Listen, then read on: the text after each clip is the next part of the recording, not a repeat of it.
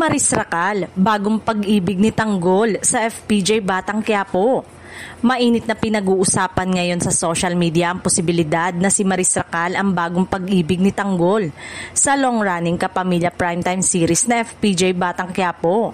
Sa mga bagong eksenang lumabas, napansin ng mga manonood ang kakaibang chemistry ng dalawa.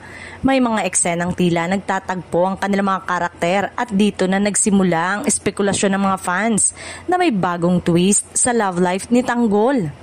Matatanda ang kilala si Tanggol sa serye bilang lalaking maraming pinagdaan ng laban. Kasama na rito ang puso niyang ilang beses nang nasugatan dahil sa pag-ibig. Ngayon nga tila may panibagong babaeng muling magpapakaba sa kanya. At mukhang si Maris ang napiling magdala ng bagong kilig sa mga manonood. May mga netizen na agad nagbansag sa tambalang Martang. At marami ang natuwa sa posibilidad na magkaroon ng bagong dynamic si Coco Martin. Sa kwento, gayunpaman, may ilang loyal fans pa din ni Tanggol at Mokang na umaasang mananatili pa rin ang kanilang tambalan sa dulo. Wala pang opisyal na pahayag mula sa ABS-CBN o sa production team ng Batang Quiapo, ngunit malinaw na muling nasindihan ang excitement ng mga taga-subaybay.